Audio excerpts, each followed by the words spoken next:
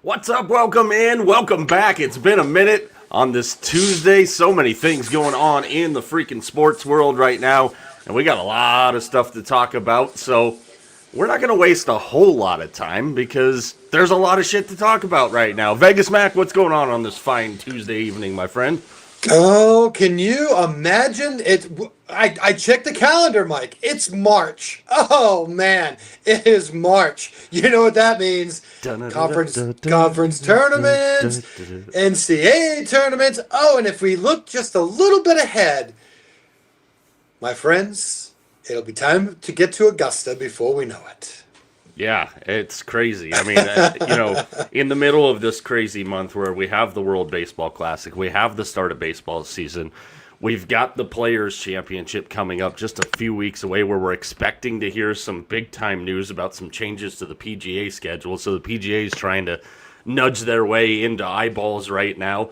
We've got the NHL trade deadline coming up this week. We've got guys on Instagram saying goodbye, thank you for everything. I'm sorry that I didn't get the job done for you. We've got more NBA tanking nonsense going on literally in front of our eyes, and college basketball is getting hot and heavy. We got a good one going on in the Dean Dome right now. Clemson in North Carolina, 1-point game with 8:51 left there as teams are jockeying for March Madness positioning, and we got all kinds of stuff to talk about. It's been a huge weekend on the hardwood since we were last on. We took a little bit of time off. I am still recovering from that time off that we took. Yeah, you went all Steve Irwin on us. Well, so here's the deal. We told everybody I was going to take some time off for Mama's birthday, and we did it upright. We went up to the lake. Then we found a new favorite of ours right up the road from us that we decided to go back to both nights in a row. To top off what... And you would have to ask her this, but I'm pretty sure she had a great time celebrating her birthday in the only way that we know how. We go to get some dinner because I realized in the whole mess and trying to get videos out to our masses of fans, we appreciate all of you.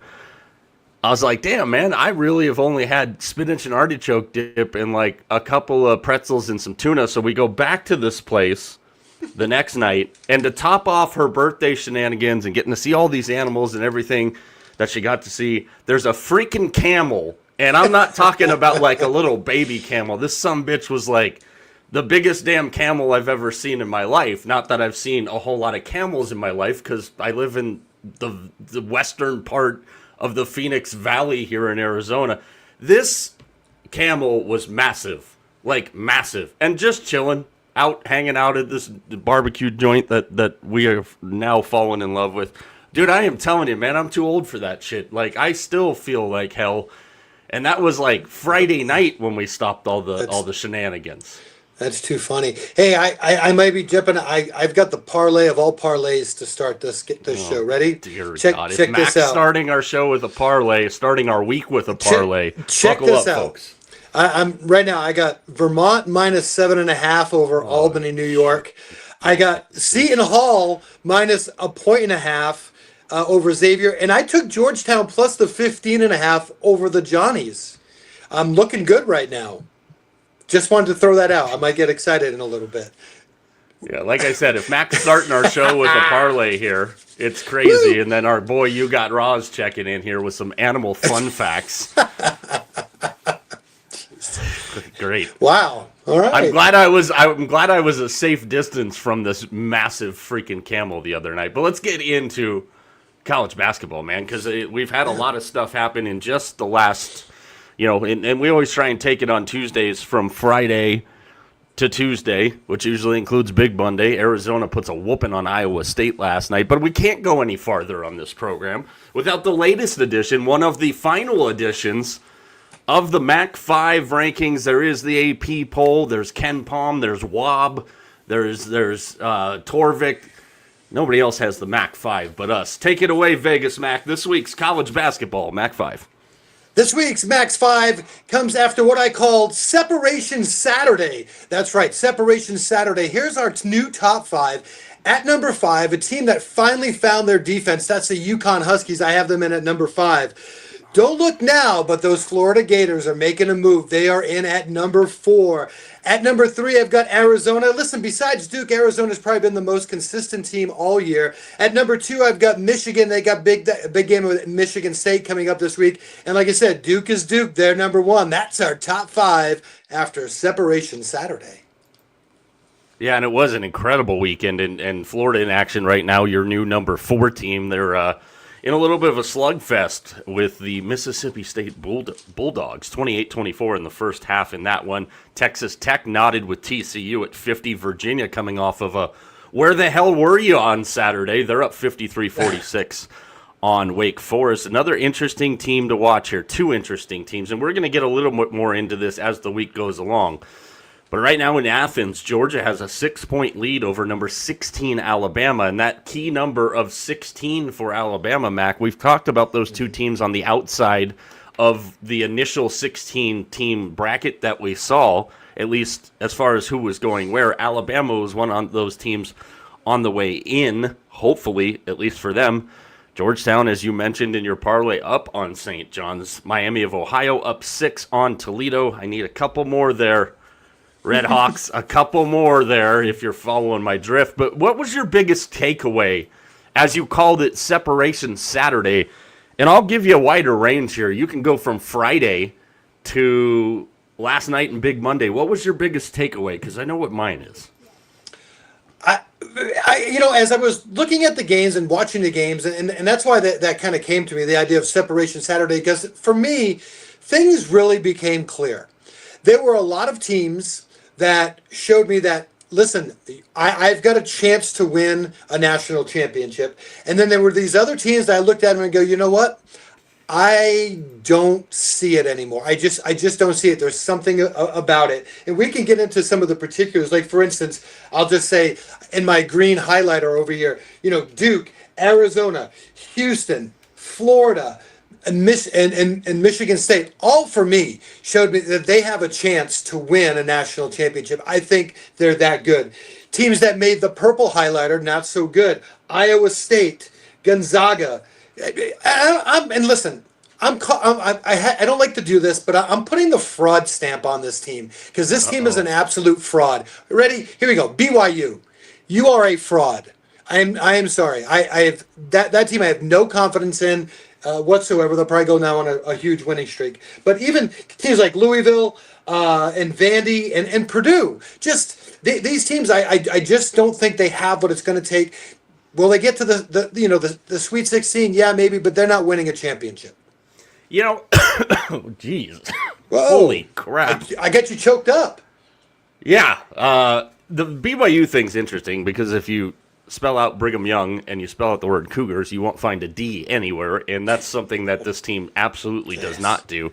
And I think the Big 12 tournament, massively important for BYU. I think they're obviously going to the NCAA tournament. I don't think that's a question. You're probably looking at, depending on how they fare down the stretch here and in the Big 12 tournament, I think you're looking at anywhere from a 6 to an 8 seed. And we know the 8 seed's kind of a danger line, but we know with the depth of this year's tournament that the 6 seed and the 7 seed, those are danger lines as well. So I think you hit it good there. The loss of Richie Saunders definitely going to impact them going forward because it is the A.J. DeMassa show. And while he's phenomenal, we've seen them struggle without kind of a secondary punch for them. Here's an interesting one from you, Roz. That's a good question. I think Eric Dampier would have to be up on that list. I would go with, maybe just because I like saying the name, but this dude could block friggin' shots like crazy. Jarvis Varnado.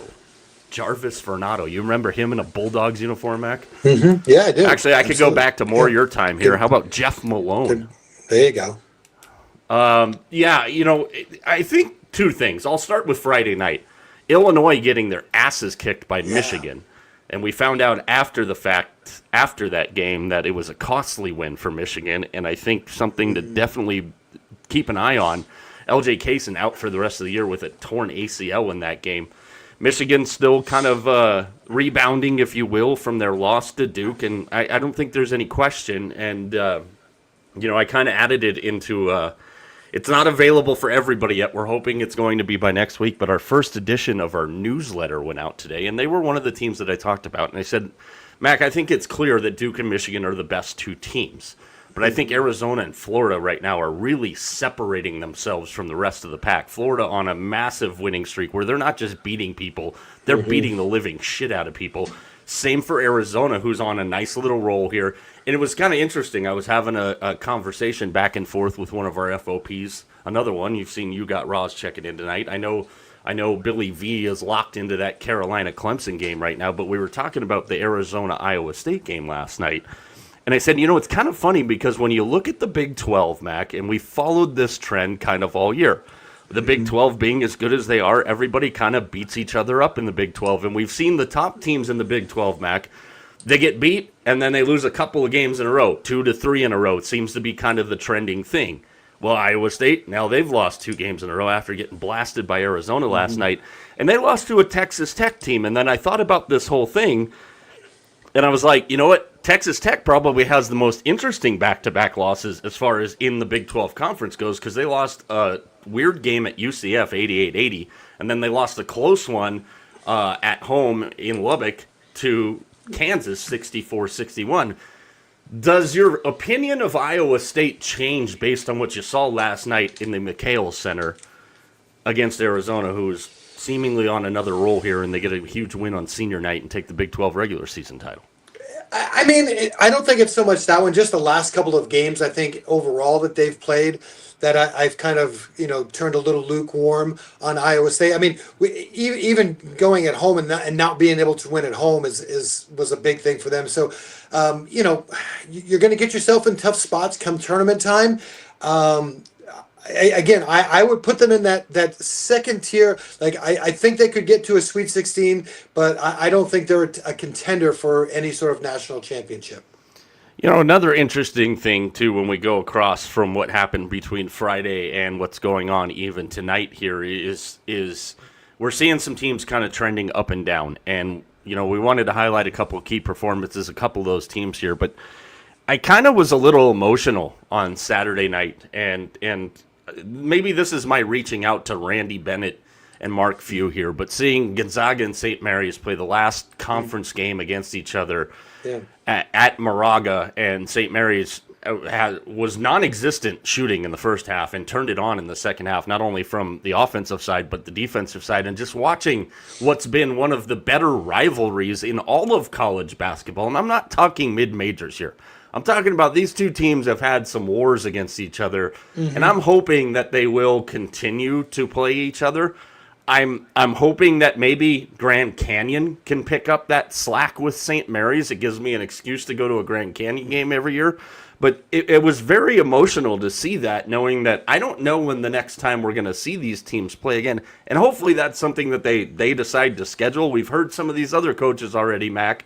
Right. New Mexico and San Diego State played this weekend, and Brian Dutcher flat out said, I'm not playing any teams in elevation when we move to our new conference next year. So clearly San Diego State and New Mexico is not something that Dutch wants to see anytime soon. Yeah, this is a story that we talked about during football season, where a lot of those rivalries were gone. The Oregon State, Washington. I mean, they still play them, but it's not in that last week of the season where it's kind of at the beginning of the year, and it just doesn't hold that same weight, if you will. I mean, it just didn't feel like it did. And again, we're going to start to see this in basketball now with these new conferences. A lot of these rivalries are going away. That unfortunately is the business of college sports right now, where these super conferences, that's what they are they don't care about those regional rivalries. Yeah, and the next time we're going to see Gonzaga and St. Mary's, the 12th ranked Gonzaga Bulldogs, the 21st ranked St. Mary's Gales, will not be until a week from yesterday, when they play in the West Coast Conference Tournament semifinals at the Orleans Arena, my favorite spot in Las Vegas. Yes. Because of the shaping of that bracket. That tournament actually gets started on Thursday with your first round games, Pepperdine and Portland, San Diego and Loyola Marymount. prayers and sympathy paid to anybody that sucks through those games. I'll be one of those dumbasses that sucks through those games. I love the West Coast Conference Tournament, and shout out to our guy Jared Smith on Twitter last night. He posted something that we were talking about last week, man. Like the conference, the week of conference tournaments, not only you be in Vegas for all the action, you can actually get to a lot of these games. I wanted to ask you that before we talk about some of our top performers and teams either sliding or rising right now. Is there one of these smaller conference tournaments? We've seen a couple of them already getting going now. Obviously, I just mentioned the West Coast Conference, so you know which one my favorite is. Which one of these smaller conference tournaments?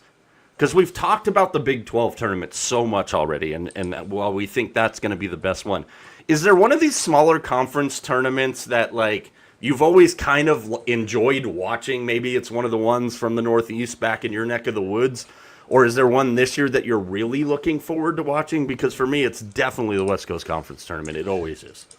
Yeah, I mean, I always keep an eye just like like the A10 or not so much the Ivy League, but sometimes like the Patriot League was always one that I kind of just keep an eye on. But living in Vegas when we did the one conference tournament that Jonathan and I always went to was the Big West tournament, and we just absolutely fell in love with this tournament. Not a lot of people there, and it was just so much fun watching. Mostly the teams from California. You throw in Hawaii in there, but it was just so much fun. We went to like 4 or 5 years in a row. We went to this tournament, and he loved Cal Poly, so he was always rooting for Cal Poly. I always loved Long Beach. I was always rooting for Long Beach, and so it was just so much fun. So that's probably one that I still kind of keep an eye on, the Big West. Yeah, and we've got some interesting teams in the Big West this year. I think we're going to have a hell of a finish to that to that conference this year. UC Irvine, again, always good. They're good again this year. And Hawaii is playing damn good basketball this year. A thrilling victory for them this past weekend against Cal State Fullerton. But let's talk about some of these teams rising and sliding here. Mac, I'll let you get started. Either somebody trending up, somebody trending down, or a couple in each direction, however you want to take it. Who's got your eyes and your attention right now? Maybe you've kind of already alluded to one or two of these. Yeah, for me, it's the Florida Gators. And, they had a not really a rough start, but they had a pretty strong preseason schedule, if you will, and they played a lot of really good teams. And I mean, you look at the teams that they've lost to, they're all really good teams. I mean, they lost on the road to UConn. I can't remember who else, but who help me out? Who were the other? There was two other. Well, they lost that opening game to Arizona, and then they lost to Cameron. And they lost to Duke just by a point. So, I mean, they played, all the top teams, they played them well. They didn't get wins against them, but they played well. And then we kind of didn't hear about them for a while. And not that we didn't hear about them because they weren't playing well. They just, they were all right. I mean, they weren't losing a lot of games. They only lost a couple other games during that time. But then all of a sudden, like you said, in the last couple of weeks, this Florida team has just taken absolutely off. They've won 9 in a row, and they're playing again tonight. This is a team that has had a good schedule. They've played tough teams. They know they can play against any of the top teams. I think they're going to be a surprise team here in the next couple of weeks. Yeah, and it'll be an interesting conversation here because it's already kind of started. Florida, if they are able to get that SEC tournament championship, do they deserve a number 1 seed? And I don't think there's any question about it because you kind of highlighted the non-conference schedule. They started with Arizona. They played a good Miami team and beat them by 14. They had a weird game against TCU that they lost by 4. They lost to Cameron by 1. They lost to UConn by 4. And then, for me, it was the Alabama game. It was kind of funny. Yeah. It was when I was watching it around your children, which was an experience for them. But the way they pounded Alabama, and then they've just kind of continued that role. I mean, we're talking blowout after blowout after blowout after blowout all the way through there. The only close game was a 9-point win against Kentucky. And I think the biggest thing that's made the difference for the Gators, if you followed them long enough this season, by the way, you can still get them on BetMGM, not a sponsor of the show. They should be.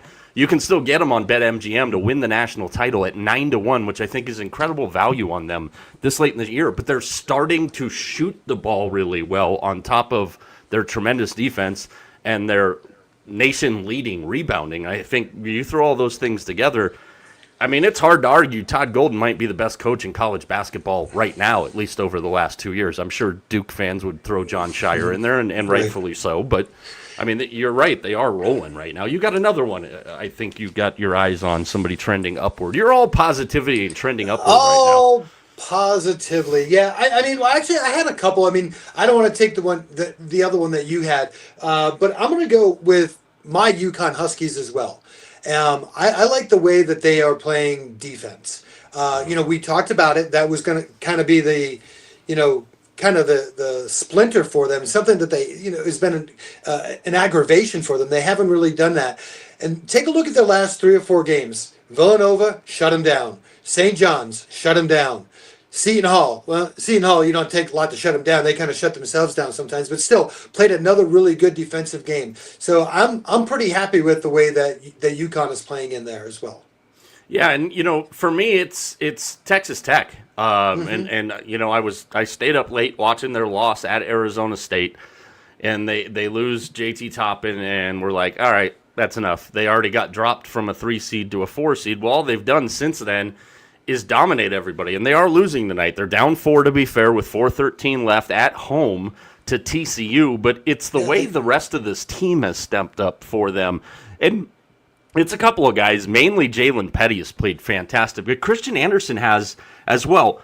My only hesitation, and I'm looking at it tonight, and go figure, they're losing. Christian Anderson so far tonight with 4 minutes left in this game, he's got 11 points, 4 of 8 shootings, 1 of 5 from the three-point line. He's got 8 assists, but he's got 6 turnovers again. Mm-hmm. And that was a thing at the end of that Arizona State game. And Christian Anderson would be the first one to tell you he played like ass that game. I mean, and he still, on a tremendous pick play at the end of the game, had a chance to get a shot off, kind of fumbled the ball. And it's just like, I don't know if I can trust him to carry the whole team through, but I got to hand it to the Red Raiders in the way they've played since Toppin's been out.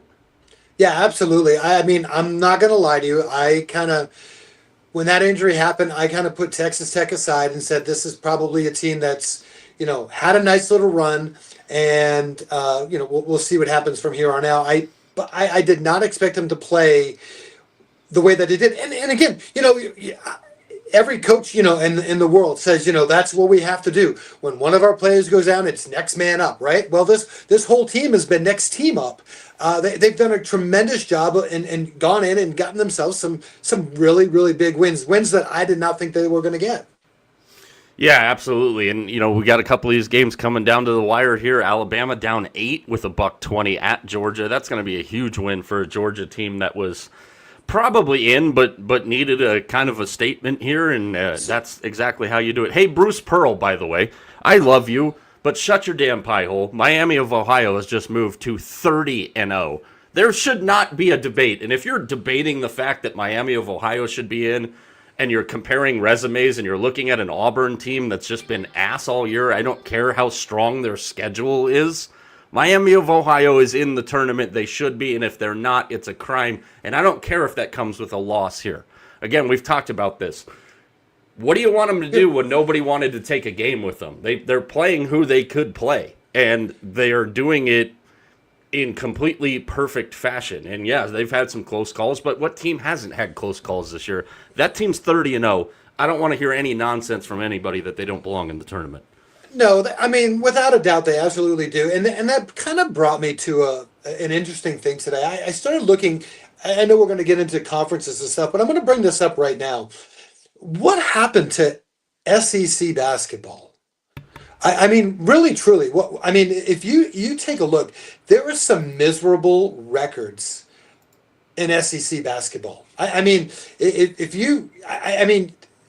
Florida, obviously, playing really 23-6 overall. But honestly, do you think any of those other teams from that conference have a chance? I don't see it. This is, a conference that's been rich in basketball. Oklahoma, LSU, Kentucky. This conference is, you start ranking the conferences. Is this not the 3rd or 4th best conference in college basketball right now? I think it's a little deceptive. I think this Alabama team is, to me, they're overrated. Sorry, Herb. Sorry, Raj. They are. It's not a typical Nate Oates team this year. They've got a good record at 22-7. But, it's just, I don't see I don't see them as a threat. I think Arkansas is way more of a threat out of the conference than Alabama would be. Tennessee, it depends on the day with me. I'm never going to go against the Rick Barnes team in the tournament. I still think one of the better values in that conference, even though they've hit a little bit of a rough patch, is that Vanderbilt team because they're good defensively, they're good offensively. They've had a rough go of it in the conference, but I mean, when you look at the top of the conference here, you've got 2-loss Florida, 4-loss Alabama, 5-loss Arkansas. Right now, your last double bye would be Tennessee with 6 losses, but Missouri's right behind them, as is Kentucky. Kentucky has, if I remember correctly, their last regular season game this weekend against Florida. So I definitely think the conference is down this year from years past. I think there's still good teams in the conference, but yeah, I would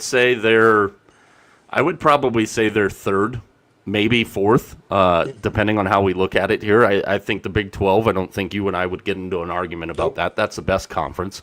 I think it's kind of a toss-up between the ACC and the Big 10 for like 2 and 3. Maybe a little bit of a conversation between the SEC and the Big 10, I think, are more comparable. I think the ACC is actually better than people realize it is this year. But yeah, it's definitely not been a banner year for the SEC. It's kind of been the same with the Big East this year. We've talked about the Big East a lot. I mean, we've got 3 tournament teams out of the Big East, but there's only one of them that's a threat to win a national title, and that's UConn. Right. And although I think from a overall conference perspective, the Big East has played better over the last couple of weeks. At least the games have been a little more competitive over the last couple of weeks. So, but you're right. I think they're only going to get 3 teams out of that conference, maybe. Yeah, a couple more minutes here on college hoops. We'll keep you up to date on all the scores that matter tonight, and then we'll get into some NBA, some MLB, and some NFL. Feel free to comment along if you're watching along here. Big performances of the weekend, whether they were good or bad, and I'll start with mine because I'm still trying to figure out what the hell Will Wade was thinking last night. You, at this time of the year, you do what got you to this point. And this is an NC State team that is not a 100% guarantee to be in the tournament. And last night they go to take on Duke, and all of a sudden Will Wade decides to switch into a 2-3 zone. Like, what are you doing? Like, I'm sitting here scratching my head, and yes, I'm not upset about it. I was one of the many people that thought NC State at home, white out against Duke, they'd be ready for the moment. And then literally I'm watching the game, and I go, what the F is he doing coming out in the 2-3 zone against Duke? Like, what are you doing, Will? Pressure, we always know pressure changes players.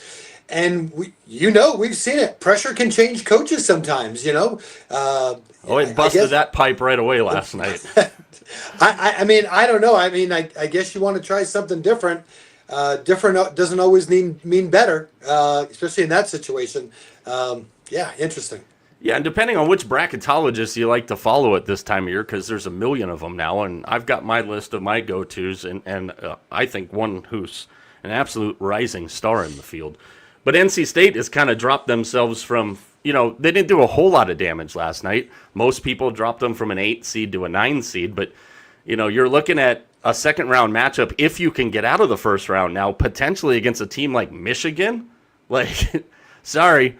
I mean, and all you're doing at that point, you know this, Mac, because we both coached for a long time. Like, all you're doing is telling your team, like, hey, we can't compete with this team this way. You know what? Get your ass kicked playing man-to-man if that's how you're going to go out, because you got your ass kicked trying to rethink the wheel last night. Who kind of opened your eyes, good or bad, this weekend? I had a couple. I was very impressed with Ohio State. I put down Bruce Thornton. He had a nice game, 20 points. That was a big surprise for me. I was really disappointed in the way that Purdue played.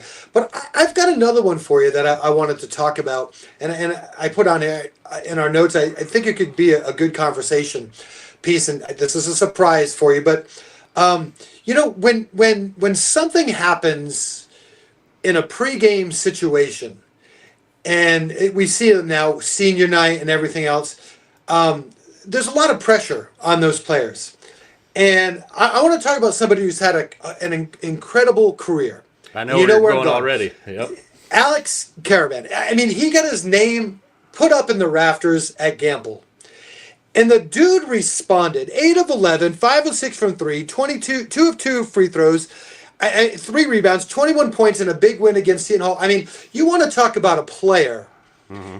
And we don't have, and here's the thing, like, we don't have players like him anymore. Not because this is a UConn Husky. I'm talking about a guy that, for whatever reason, there for 4 years. Mm-hmm. And what he's meant to that program. People say, why is his name up in the rafters? Well, his name, more than probably a lot of names, deserves to be up in those rafters for what he did, winning 2 national championships. I mean, but then to have that kind of ceremony before the game, and then to perform at that level, to me, that said a lot about that young man. Yeah, and not only the fact that he's a 2-time national champion, he stayed for 4 years, you could see it, and they kind of talked about it a little bit on the broadcast. There was no way in hell Alex Caravan was going to let them lose that game on senior night when his jersey went up in the rafters. And yeah, I mean, when I was coaching, senior night was always an overblown production to me. Like, I always thought it was ridiculous. There was schools that I coached against that actually did their senior night stuff after the game, which I thought was even more weird. I always thought it was kind of an advantage to make the other team have to wait longer and sit out through your senior night stuff, but that's just me and gamesmanship. But, I think the other thing we got to remember here about this UConn team, we just talked about Florida, and I'm going to ask you, if you had to make a pick right now to win the national championship, who would it be here in just a second? But we forget, like I didn't forget, because I was on my floor in the office here sweating my ass off watching that game last year. UConn was right there in knocking a very good Florida team out to where they wouldn't have been national champions last year with that incredible group that they had. That UConn team was like right there. I would love to see these two get, it's crazy when we look at the potential matchups here, and I'm looking at all these things and, looking at where teams are seated and everything, and like, for Florida's case, you played Duke, you played UConn, you played Arizona. That's a huge feather in your hat, even if you lost all 3 games. And I love the Arizona people that are already freaking chirping me. It's March, so calm yourself, because it's March in Arizona. March in Florida go a lot better than March in Arizona do.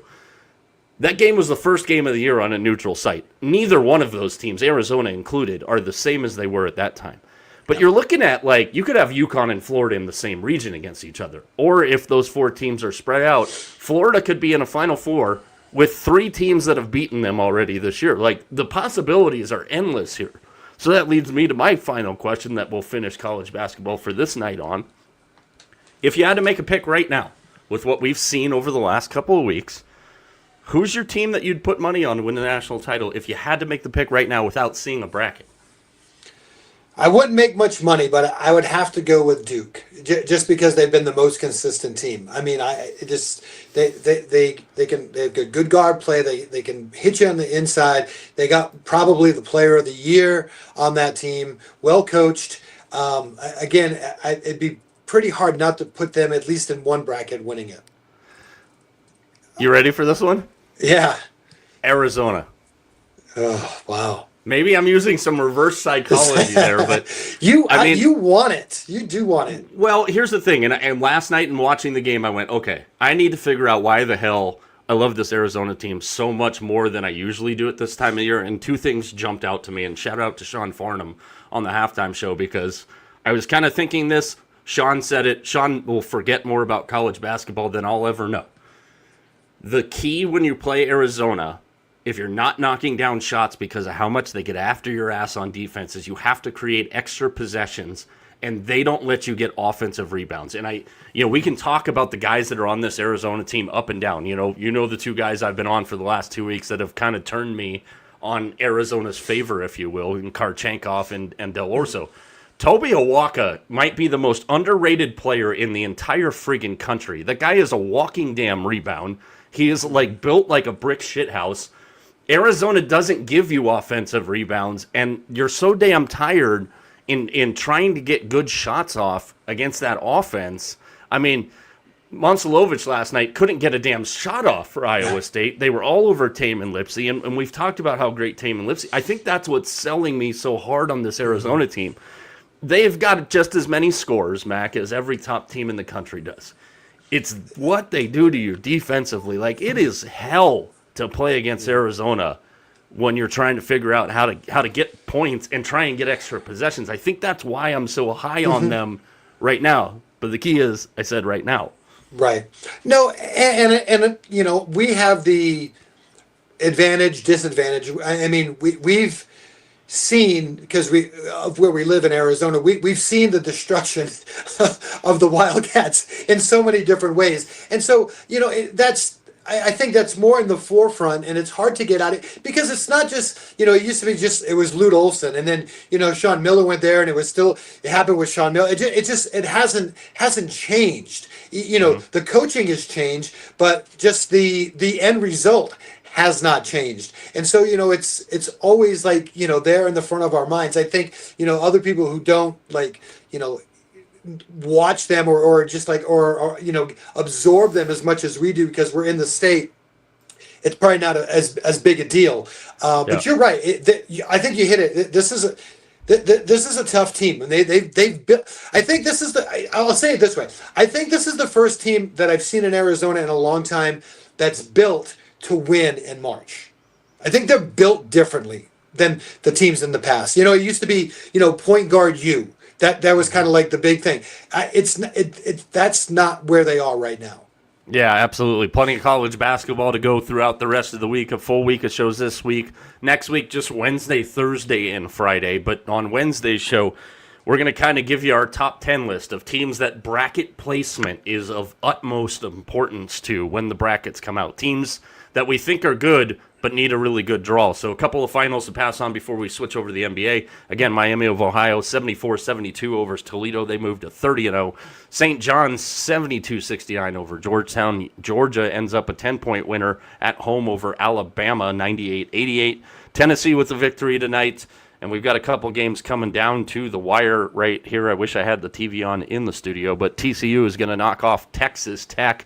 That game's almost over. Virginia and Wake down to a final possession. It looks like Clemson and North Carolina in the same boat as well. Florida at halftime up 47-35, so they've stretched the lead out. Oregon, Illinois just got underway. Do you give Arizona State any chance tonight as that game gets ready to tip off? Well, because it's on ESPN, that game will get ready to No, it's actually not on ESPN, so it probably is actually getting ready to tip off right now. Do you give Arizona State a shot tonight against Kansas?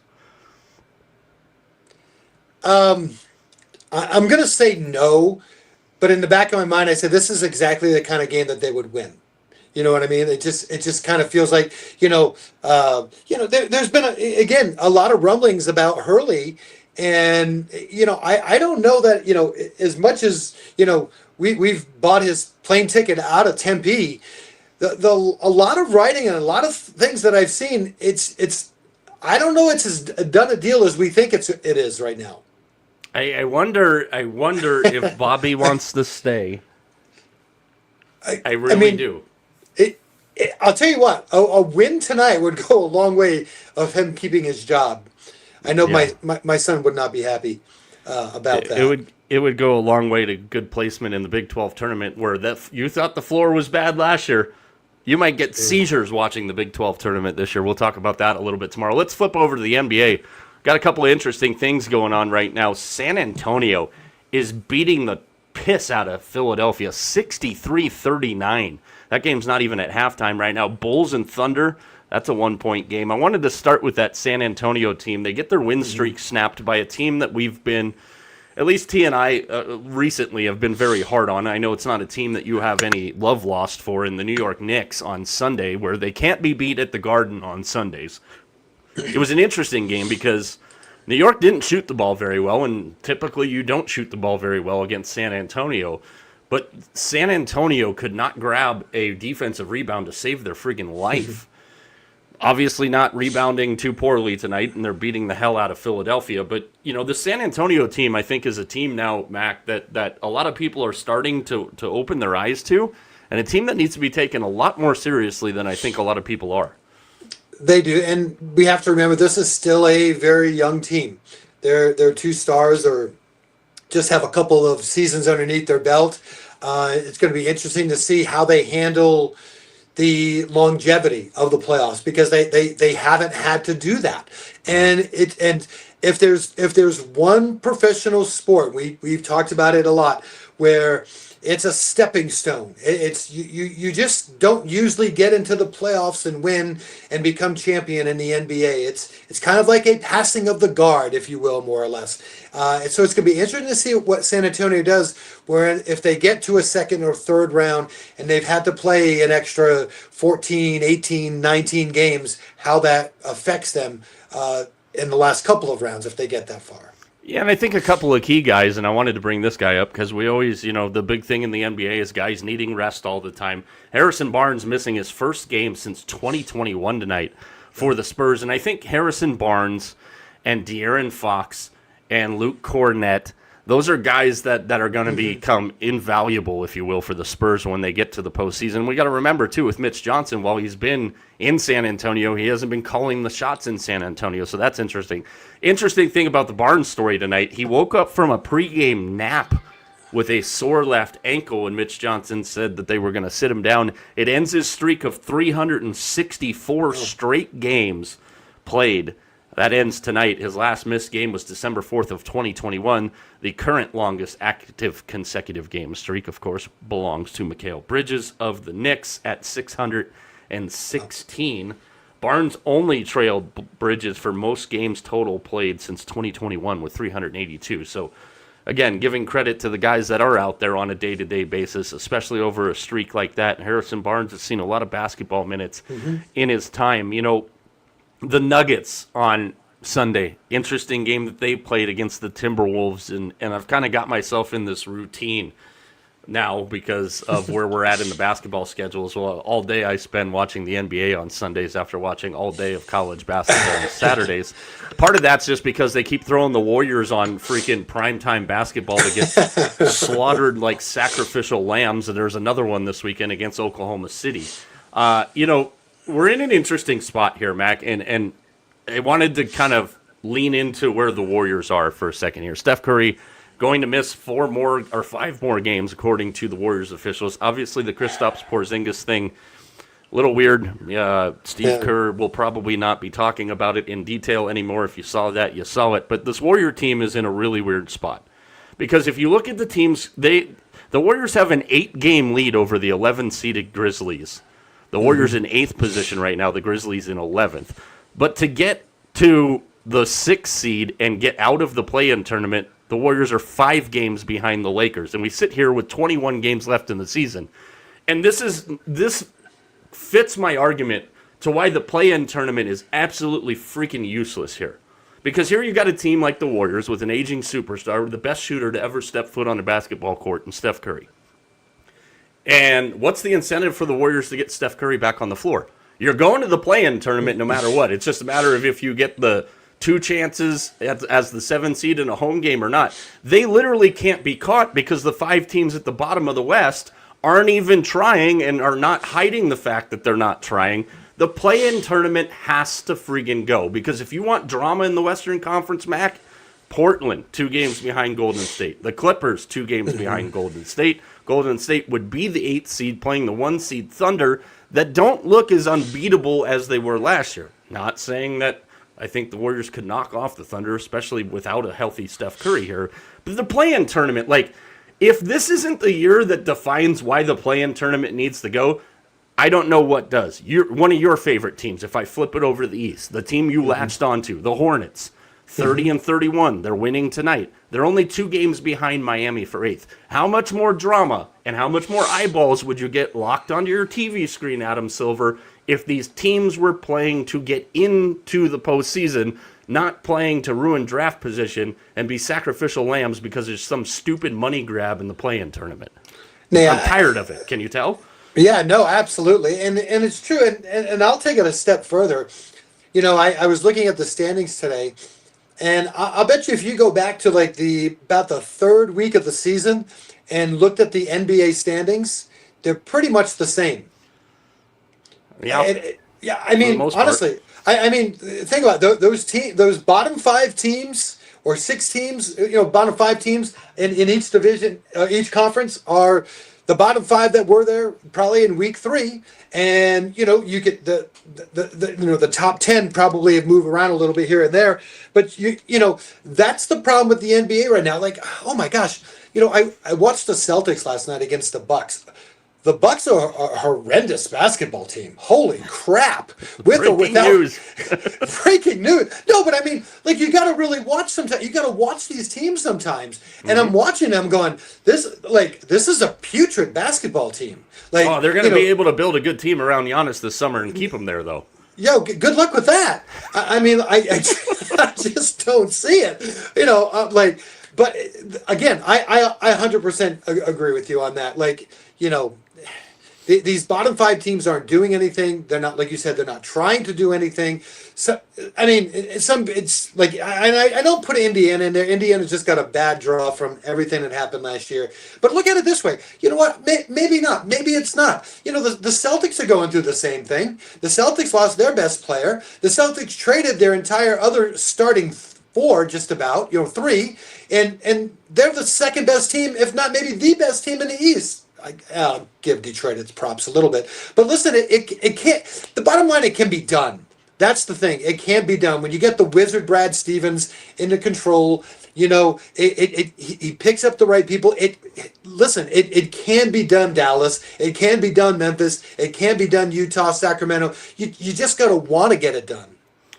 You want the game of the season, Vegas Mac? It's coming up. We are a week from tonight.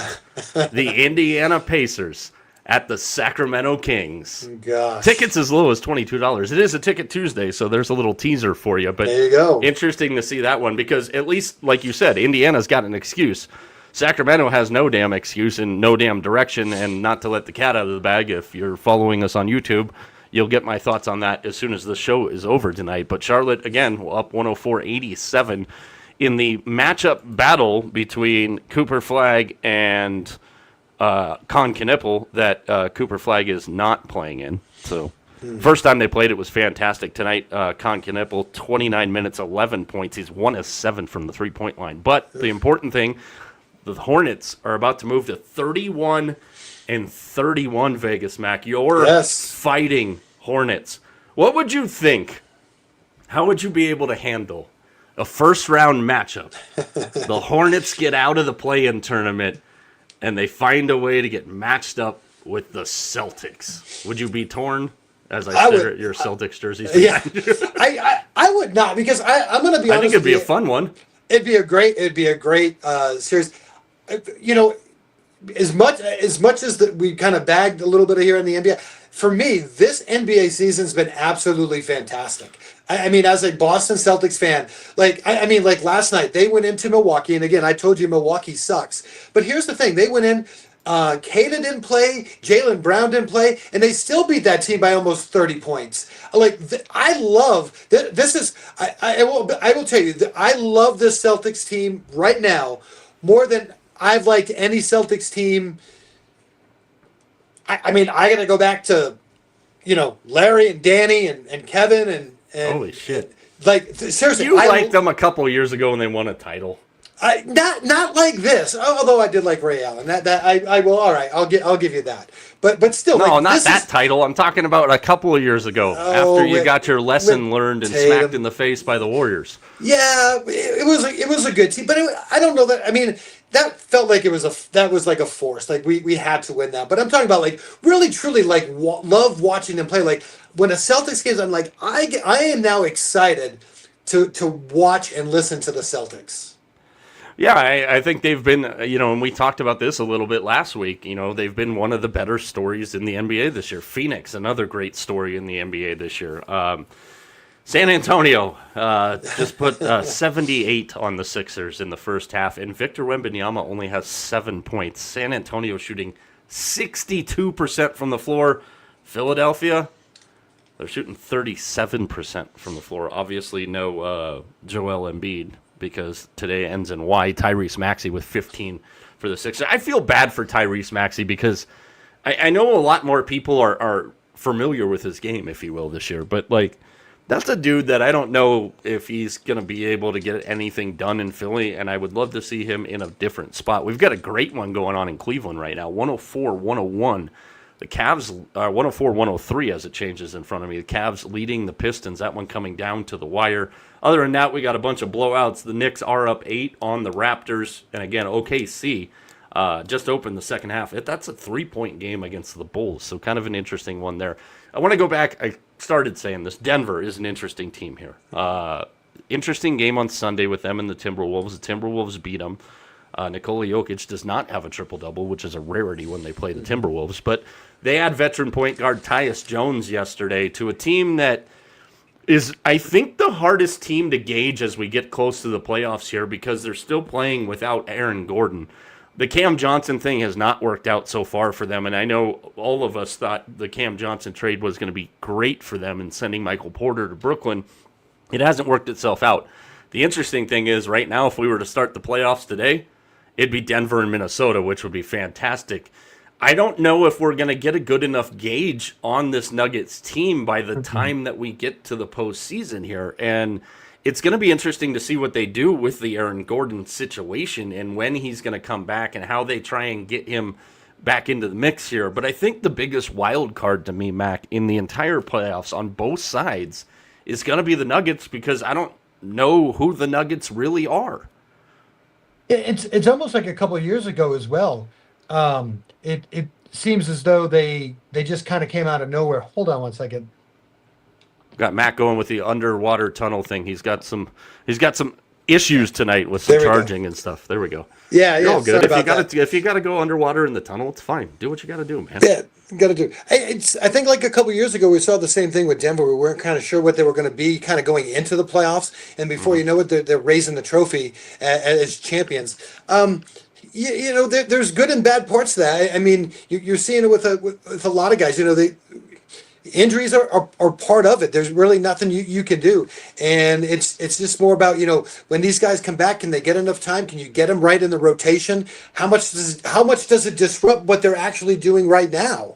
But they sit there and they basically have the same number of losses as the Lakers, and I just I'm looking at that. I'm going, there's no way that this Lakers team is as good as this Nuggets team. That's an absolute that's just an anomaly right there. This Denver team is a lot better than this Lakers team. Yeah. Last note here. I think both LA teams are one and dones in the playoffs. I have no hesitation in saying that this year. Denver and LA on the 5th, so Thursday night on Prime Video. Trae Young last night. He's got his first stat as a Washington Wizard. He's got 1 ejection.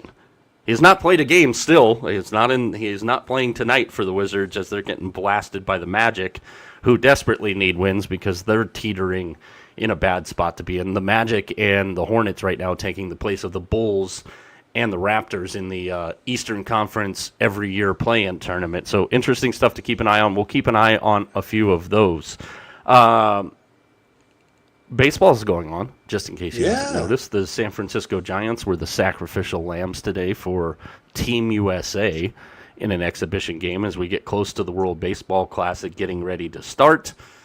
There's been some interesting stuff. I don't know if you saw it yesterday, and I wish I didn't see it because it still pisses me off to this very, very, very day. Bryce Harper on the Pat McAfee show yesterday talking about when he almost signed with San Francisco and didn't because Bruce Bochy was on his way out, because that one doesn't burn every time I hear the story. But, I don't even know where to start with this. Again, we saw Team USA play their first game against the Giants today. They scored a lot. The Giants did not score so many. We'll just leave it at that. But, now we're starting to see all the pitching and everything, and who's pitching against who and where, and Tarek Skubal is going to go all the way out to throw 55 pitches and then basically be done. Again, we talked about this. We're going to make some picks for the WBC tomorrow. Did you catch any of the highlights today? Did you try and watch it on the fly today? I mean, did you have any interest in Team USA and their exhibition against the San Francisco Giants? I saw that they scored 2 runs and it was like 9 pitches into the game.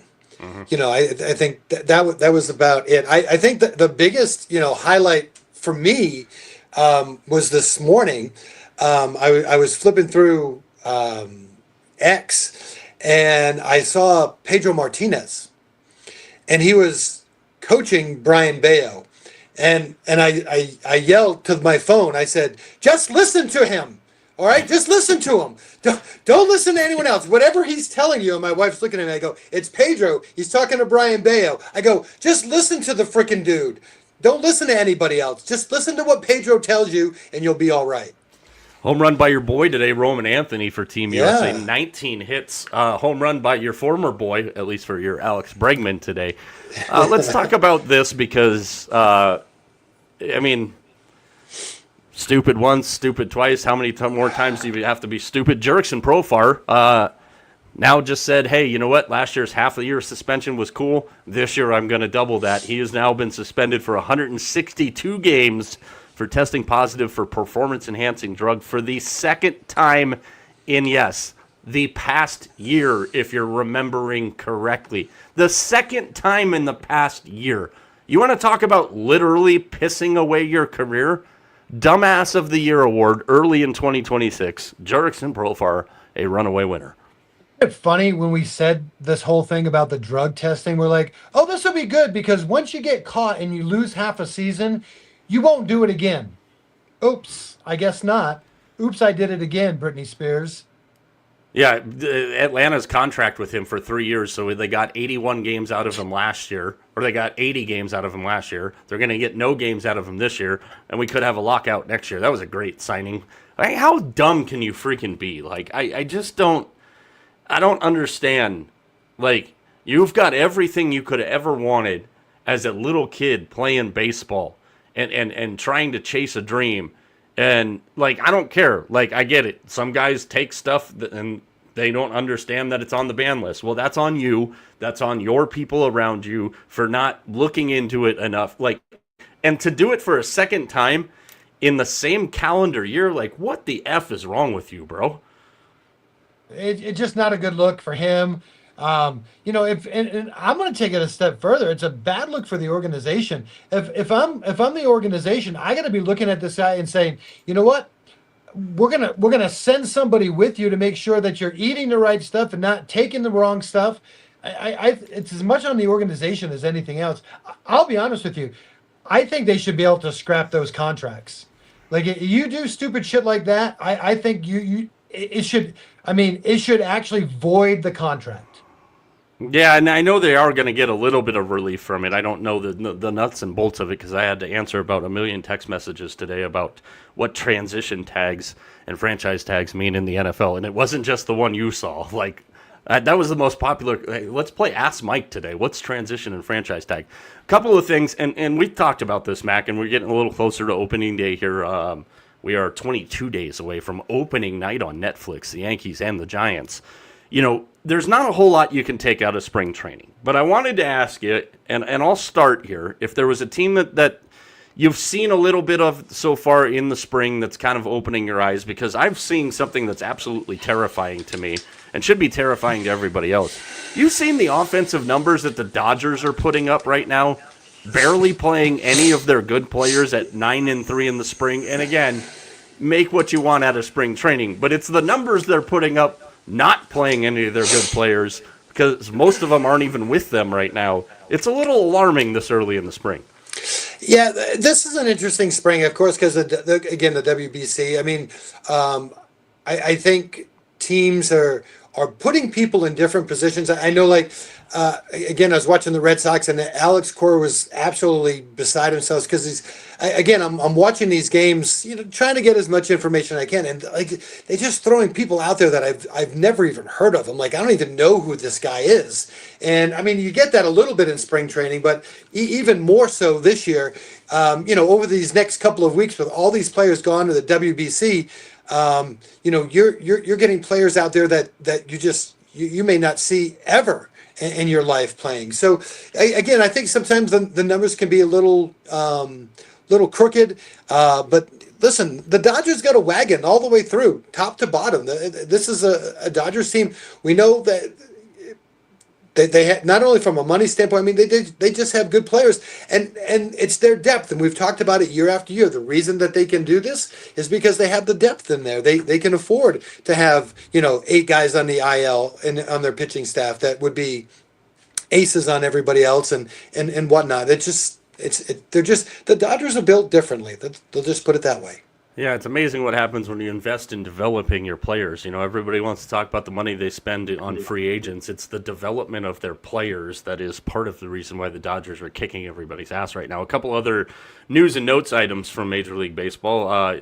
Jurickson Profar was the dumbass who got suspended for a second time in the same year today. But Johan Rojas is facing an 80-game suspension of the Phillies for PEDs. Again, I have no sympathy for you if you end up on a suspended list for PEDs. Ollie Marmol and the Cardinals signed a 2-year extension. That's not even who cares? I mean, the Cardinals, when we get into our baseball preview, I'm going to have some fun things to say about the Cardinals, and I will enjoy saying all of them. Did you see what the Cardinals are doing, though, this year? Because you're going to need reasons to stick through a Cardinals game. $29 all-you-can-eat seats at Busch Stadium. If you get, 3 of your big appetite friends together, I'm pretty sure you could bankrupt the St. Louis Cardinals this season. Have you ever done an all-you-can-eat at the many ballparks that you've been through?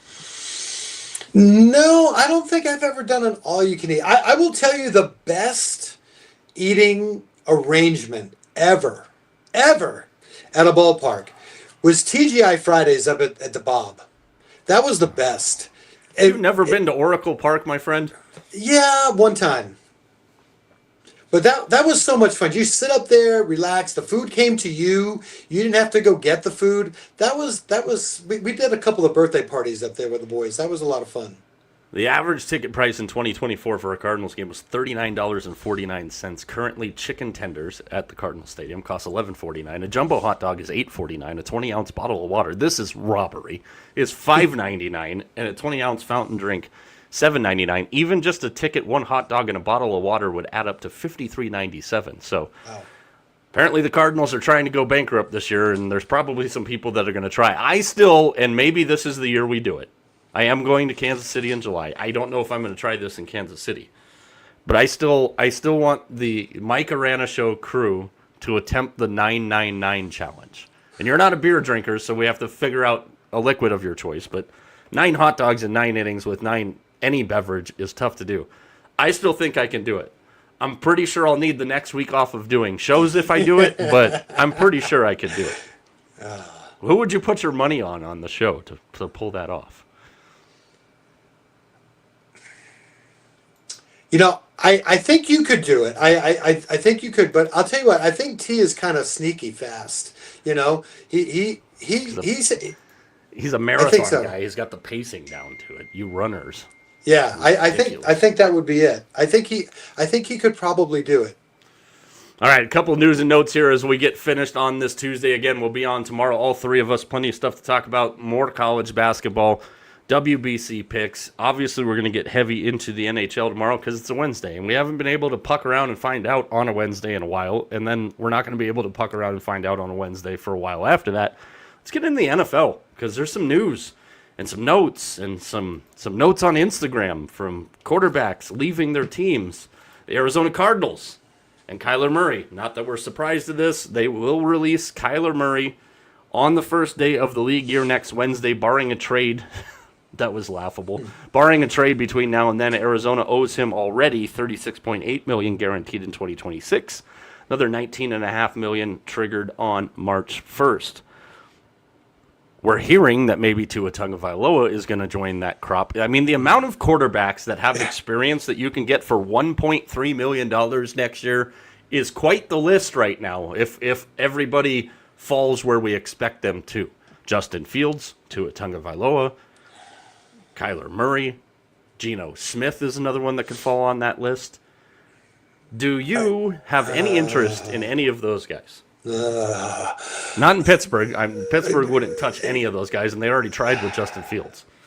Yeah, no, I've heard rumblings of Kyler Murray in Pittsburgh here and there, but I don't know. I mean, I think out of any of them, I mean, it sounds funny. I mean, I'd pick on them, but I think if I had to pick one, I mean, Kyler Murray would be the one that I would at least explore some interest on.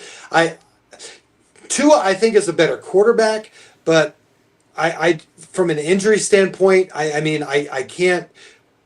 I don't want to put the money up for that from that standpoint. Um, Murray would be the only one I would even begin to think about taking a flyer on. I think he ends up in Minnesota, and I think Anthony Richardson probably follows him there. I think that would be interesting. Richardson, McCarthy, and Murray. I don't know if you have one good quarterback out of that threesome. I know. I think Richardson's going to draw some eyes as well if he gets released. I mean, but he's still. I mean, just again, that's one of those things. It's talent, but it's unproven talent. Yeah, it absolutely is. The most interesting thing that we saw with quarterbacks today, and this is why my phone started going off and I had to play, let me explain the NFL salary cap and tags to you, was Daniel Jones getting the transitional tag, which is something that we don't see very often. The tag guarantees the Colts the first right of refusal for Jones, preserving the right to match any competing offer sheet he might sign with an interested club. News comes ahead of today's deadline to assess franchise or transition tags for players scheduled to hit free agency next week as that gets underway on the 9th. If Jones does not sign a competing offer sheet, he would earn a one-year guaranteed salary of $37.833 million, if you're counting all the pennies in that. Both sides driven to get it done. Interesting because we know what the kind of the situation is in Indy here, and Chris Ballard said last week that contract talks with Jones and their other key free agent, a guy we've talked about a few times on the show, Alec Pierce, were proceeding well. The franchise tag is a tool we have, and the transition tag. It's not what we want to do, though. Well, they did today. Are you surprised at all that the Colts went that route? Because I don't really think the Colts could afford to not have Daniel Jones around, but we know he's coming off of a massive injury next season. Yeah, I know, but like you said, what else is there? You're looking around the garden, and there's a lot of bare spaces in that garden. There isn't a whole lot to pick from, Mike. And so, I mean, why not at least listen, when he was healthy and that first part of the year, I mean, they were the best story in football, without a doubt. Can they strike lightning with him again? Was that just luck or what? We'll have to wait and see. But I mean, I would have to think that, out of all the options, having him come back is probably the best option. Yeah, I mean, I think you're right there. A couple other tags or no tags that we saw. We talked about this one last week. Seattle is not using the tag on Kenneth Walker, which means he is going to hit free agency and be open for anybody. That is a huge risk for them to take. I would definitely be sweating. I think ultimately Kenny wants to be a Seahawk, and the Seahawks want Kenny to be a Seahawk, and this is the time where you go see what you're worth after a Super Bowl MVP. So no surprise there. No surprise in Cincinnati. No tag for Trey Hendrickson, so his time in Cincinnati now is officially done. The Jets did put the franchise tag on Breece Hall. He'll make a hair over $14 million, but the key there is it gives the Jets until July to work out a long-term deal. The interesting one, and this will be the really interesting story to follow in this whole offseason. Matthew Stafford came out at the NFL Awards, said he can't wait for his girls to get to see him try and play again next year. According to Sean McVay, there's been, quote, great dialogue with Matthew Stafford over his new deal. That'll be interesting. I don't think Stafford plays anywhere but Los Angeles, but it's always up in the air, just like the Kenny Walker thing here. And we're seeing a couple of trades. We saw one yesterday. Today we hear that the Vikings are open to trading Jonathan Greenard. We saw Drew Dahlman retire today. The David Montgomery trade from the Lions to the Texans, and this is where we'll finish our NFL conversation for this evening, I thought was really interesting. I think Houston's turning a lot of heads already because you can see that they're being aggressive. We talked about the C.J. Stroud situation there. David Montgomery, getting him, I think a fantastic get for Houston. But for a team who has a gigantic hole at the 5 positions on the offensive line, trading one of your only good offensive linemen to get a running back seems like a counterproductive move, but I wouldn't question Nick Caserio's decision-making here. It was just a really interesting one to see. What do you think it does for the Lions, and what do you think it does for the Texans? Well, as much as we loved having kind of like that two-headed monster in Detroit, I guess they weren't happy. He wasn't happy there. So, I mean, I think if anything else, you could probably get another running back. I mean, you don't need him to be your number one running back. You're looking for somebody who can kind of spell your start. So I don't think it's a bad move, and you're getting some quality back. From the Lions standpoint, I thought it was an absolute great move. As far as the Texans go, I kind of see what they were doing. They don't know what they want to do with Mixon, if they want to keep him for a little bit. That's a spot. They probably. I think Houston is in that position where, after the somewhat little success that they had in the playoffs this year, I think they're looking, how can we make that next step? And I think them decided that they kind of need a 1A running back. That's kind of where they're going with that. Yeah, and it'll be interesting to follow. Again, free agency opens on the 9th. The tag deadline was today. We're seeing some teams try and make some moves. We've seen a couple of trades. The NFL draft will be here before you know it as well. All right, well, it is a Tuesday on the program back, so that means it is a Ticket Tuesday. Sweet. Please tell me we're not going into the Johnson section for $500 tickets for Santa Clara and San Francisco again. But take it away on Ticket Tuesday with maybe a couple interesting new twists to it this week. Well, I was trying to think, if I had $20 in my pocket, how far could I make that $20 go? That's kind of what we're looking at. So, we could get 2 NBA games in this week, and we can get some ribs because we're going to stay in Memphis. Portland at Memphis, $5, and then Clippers at Memphis, $6. So those would be our 2 NBA games. Biggest NBA game coming up this weekend, OKC at New York at the Garden, $229. Not too bad, though, really, $229. Not all that bad. All right, you know what I am. It's college basketball. Here we go. Yeah, I know. And I was looking. I'm going to put it right out there. No surprises this week. The big ticket item, you know what it is, right? North Carolina at Duke. Little over $1,600. You needed to start camping out for that one last season. Absolutely. But there's a lot of good, actually some really good games. I mean, and I'm trying to look at, okay, can we look at some teams that, could be playoff, conference champions, go make big runs in the tournament. Villanova's at DePaul, $5 for that. A lot of Big East games. UConn at Marquette, $7. This would be an interesting one. Neither of these teams I think is going to make the tournament, although you never know. How about Montana at North Colorado? $8 for that one. But here's one a little more expensive than I thought. Idaho at Eastern Washington. That's a big rivalry.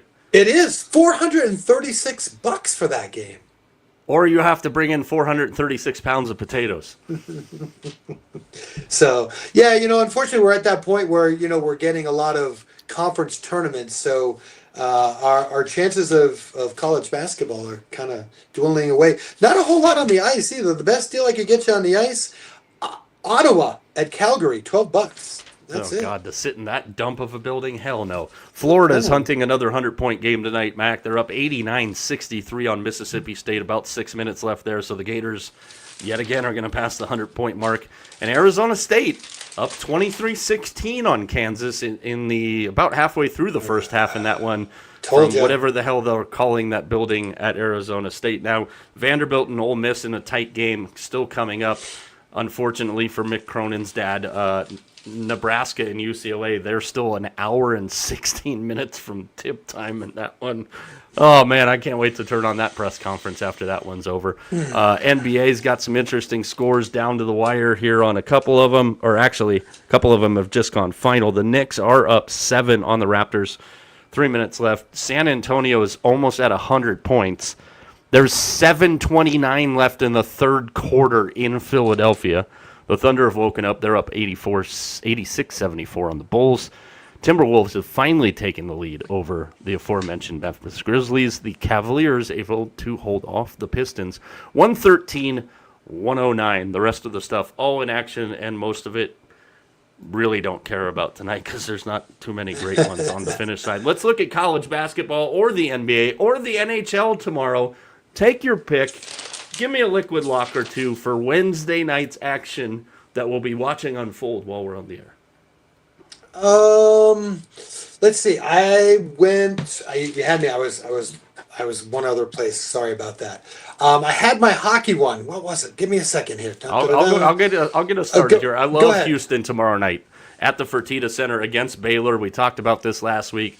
Houston, they were awoken, and they're seemingly starting to hit their stride here, and they're 14.5-point favorites against Baylor. I think they cover that number easily. And St. Louis at home, tickets as low as $24. They're taking on a putrid Loyola Chicago team. St. Louis, 25th in the country at 26-3. They're a favorite by 24.5 points. I like Houston to cover a big number tomorrow night. I like the Billikens to cover a big number. I'm going to stay in college hoops. I'm starting to get my sea legs back under me after a rough couple of weeks there, so that's always a positive. I looked at some of the NBA games tomorrow night. There wasn't really anything that jumped off the page to me.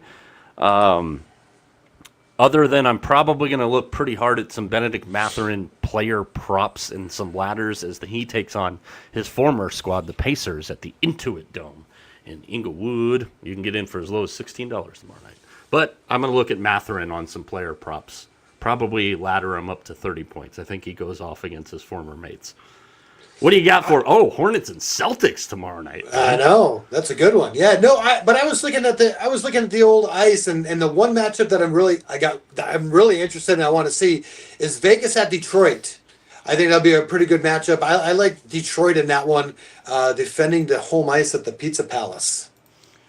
Yeah, and it'll be interesting to see how Vegas handles that one because they got beat again tonight at the KeyBank Center in Buffalo. By the Buffalo Sabres, 3-2. The Panthers, they lose again.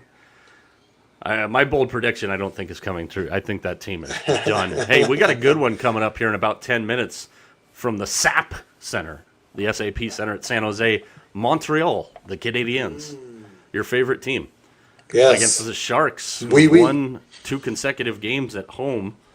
That'll be an interesting one tonight as well. Tomorrow's show, again, we're going to get into... We've got a new segment debuting tomorrow night.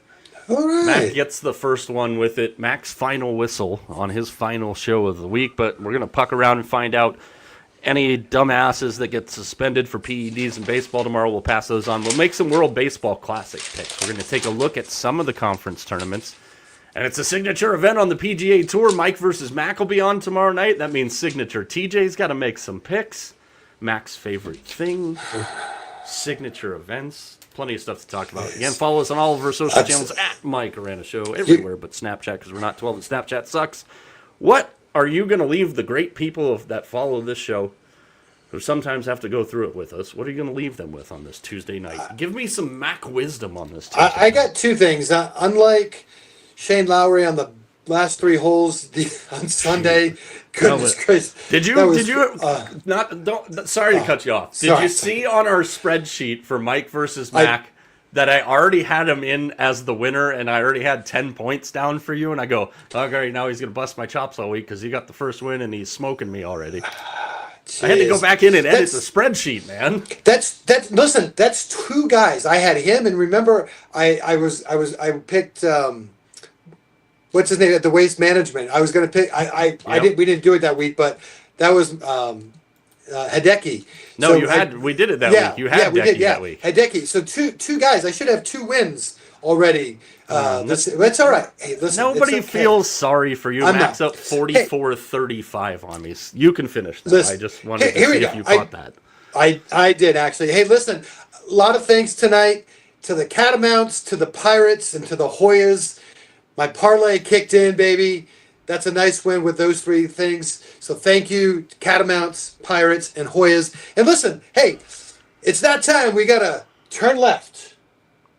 That's right. Hey, listen, last week, you would have loved it last week. See you later, folks. We'll talk to you tomorrow night. Listen, that course last week, Mike, listen, they had to go uphill. They had to go, there was a hill. Call it a course? It is. It was a road course. They had to go uphill. There were turns. I mean, they were turning left and right. Oh, my gosh. But my guy, Will Byron, did not get it done. But listen, we must be coming down to see you this week, right? Because the NASCAR boys are in Phoenix. Yeah! You can keep driving, man. Don't make the They right are- when you come out to my house. Just make the left. That's right in your neighborhood. I mean, I think that we're going to back up the old camper right at your house and go watch the old guys go left. Listen, I need a win. Nothing's in my neighborhood. Just so you know. You know that already. I know. Listen, I need a win. I need a NASCAR win. So when you need a NASCAR win, you go with the homeboy. I got to go with my boy from Connecticut, Joey Logano, this week. Speaking of Joey, shout out to ASU hockey. Something way more interesting, not this season, but way more interesting than the NASCAR. I was watching the end of your Carolina Hurricanes and the Kraken, who are playing great hockey right now. Yeah, they are. Have definitely looked like they're going to the playoffs. But Joey DeCord, in the last minute and 40 seconds last night, made some ridiculous saves to hold on to a 2-1 win for the Kraken in the deep in Seattle. That team's playing really good hockey right now, and we know how it goes when you get to the postseason, man. Hot goalies stay hot. We had a good one tonight too. I'm actually gonna have hockey on both TVs tonight. That's a rarity at this time of the year. Lightning and Wild, which just started. Lightning and Wild, yes. My team that I think is a sleepy team to win the title this year, let alone get out of the first round. And then of course I'll have Sharks and Canadiens on tonight. Tomorrow night, back same time, same bat channel. And don't forget, next week, all of our Arizona people, we're on an hour earlier. Thank God, because now the three of us will all be on the same time again. We are springing forward. I don't have to watch the Sharks and I don't watch the Warriors play anymore this year, anyways. But I don't have to watch the Sharks puck drop at 7 or at 8 o'clock. I get to go back to 7. So plenty of stuff. T will be with us tomorrow for Vegas Mac. Everybody behind the scenes of Mike, you know the drill. We'll talk with you tomorrow night.